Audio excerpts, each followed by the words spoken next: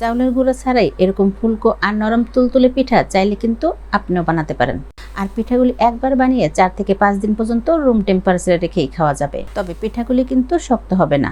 কিভাবে তৈরি করলে এই পিঠাগুলি ফুলকো হবে কিংবা 2 থেকে 3 দিন পরও পিঠাগুলি শক্ত হবে না, এর সকল টিপসই থাকবে আজকের এই রেসিপিতে। তাহলে আশা করি পুরো রেসিপিটি জুড়ে সাথে থাকলে ভালো লাগবে।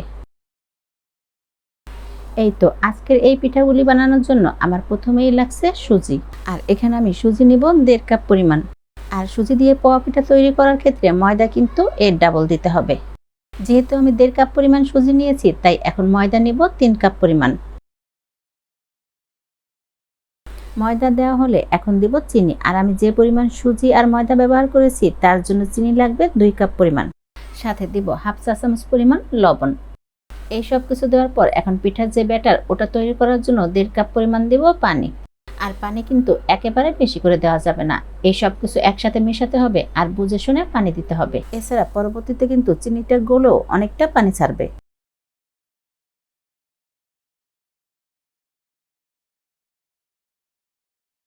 এখন মেন কাজই হলো এই সব কিছু একসাথে খুব ভালো করে মিশিয়ে নেওয়া। আর এটা যত ভালো করে ফেটে মিশিয়ে নেওয়া হবে পিঠাগুলি কিন্তু ততটাই ফুলকো হবে। তাই কাজটি কিন্তু কিছুটা লম্বা সময় নিয়েই করতে হবে। এরপর প্রায় 6 থেকে 7 মিনিট সময় নিয়ে এই ব্যাটারটা আমি খুব ভালো করে ফেটে নিয়েছি। আর এভাবেই খুব ভালো করে মিশিয়ে নেওয়ার পর এই ব্যাটারটা কিন্তু আবার রেস্টেও রেখে দিতে হবে। এতে করে আমরা যে সুজিটা ব্যবহার করেছি সেটা কিন্তু অনেকটাই সফট হয়ে যাবে। আর পিঠার এই ব্যাটারটা এভাবে ঢেকে আমি 30 মিনিটের জন্য রেখে দিয়েছিলাম। এখন এর সাথে আরও অ্যাড করব 2 টেবিল চামচ পরিমাণ কোরানো নারকেল আর 1 টেবিল চামচ পরিমাণ ঘি। আর এই ঘি আর নারকেল কোরানো দেওয়ার কারণে পিঠার স্বাদ কিন্তু 1 গুণ নয় কয়েক গুণ বেড়ে যাবে। একবার ট্রাই করে দেখতে পারেন, খেতে কিন্তু অনেক বেশি মজার হয়।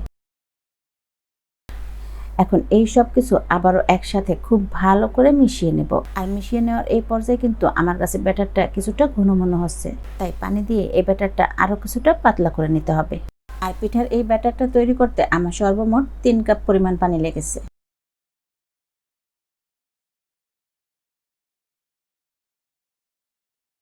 এরপর জাস্ট এই পানিটা মিশিয়ে নিলেই কিন্তু পিঠার জন্য আমাদের ব্যাটারটা রেডি হয়ে যাবে। আর পিঠাগুলি যেহেতু সুজি দিয়ে তৈরি করব, তাই ব্যাটারটা কিন্তু অনেক বেশি পাতলা করা যাবে না। কেক তৈরি করার জন্য আমরা যেরকম ব্যাটার তৈরি করি ঠিক এই ব্যাটারটা ওরকমই হবে।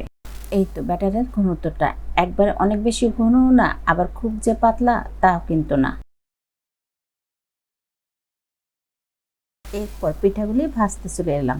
আর ভাজার জন্য প্যানে বেশ কিছুটা পরিমাণ তেল নিয়ে তেলটা কিন্তু মোটামুটি গরম করে নিয়েছি। এখন সামান্য কিছুটা ব্যাটার দিয়ে প্রথমেই চেক করে নেব। আর এই ব্যাটারটা যদি অল্প কিছুক্ষণের মধ্যে তেলের উপর ভেসে ওঠে তাহলেই ধরে নিতে হবে তেলটা ঠিকঠাক গরম হয়েছে। এরপর আপনি পিঠাগুলি যে সাইজে বানাতে চান সেই আন্দাজে ব্যাটারটা দিয়ে নিলেই হবে। তবে পিঠাগুলি ঠিকঠাকভাবে ফুলকো হওয়ার আরও একটি জরুরি কারণ হলো তেলটা ভালোভাবে গরম করে নেওয়া। যদি তেল ভালোভাবে গরম না হয় সেক্ষেত্রেও কিন্তু পিঠাগুলি ফুলবে না। আবার কোনোভাবে কিন্তু তেলটা একেবারে ধোয়া ওঠা গরমও করা যাবে না। এই পর্যায়ে যেটা করতে হবে, এভাবে কিছুটা তেল পিঠার উপর ছড়িয়ে দিতে হবে, তাহলে এই পিঠাগুলি আরও অনেক বেশি ফুলকো হবে। এরপর একটা সাইড কিছুক্ষণ সময় নিয়ে ভাজার পর এভাবেই উল্টে দিতে হবে। আর উল্টে পাল্টে এই পিঠাটি দুইটা সাইডেই কিন্তু একই রকম কালার করে ভেজে নেব। আর এভাবেই এক একটা পিঠা ভাজতে কিন্তু প্রায় 3 মিনিটের মতো করে সময় লাগবে। আর চুলার তাপ বেশি বাড়িয়ে কিন্তু এই পিঠাগুলি ভাজা যাবে না, সেক্ষেত্রে পিঠাগুলি দ্রুত হলেও ভিতরটাতে কাঁচা থেকে যাবে। তাই পিঠাটা যখনই ফুলে উঠবে ওই পর্যায়ে চুলার তাপ মিডিয়ামের থেকেও কিছুটা কমে করে দিতে হবে। আর ঠিক এই একইভাবে আমি বাকি সবগুলি পিঠাও বানিয়ে নেব। আর হাতের কাছে যদি চাউলের গুঁড়া নাও থাকে, এভাবে সুজি দিয়ে কিন্তু খুব সহজেই এই পোয়া পিঠাগুলি বানিয়ে নিতে পারেন। আর আমি যেভাবে পিঠাগুলি বানিয়েছি ঠিক এভাবেই যদি বানান পিঠাগুলি যেমন ফুলকো হবে, খেতেও কিন্তু অনেক বেশি ভালো লাগবে।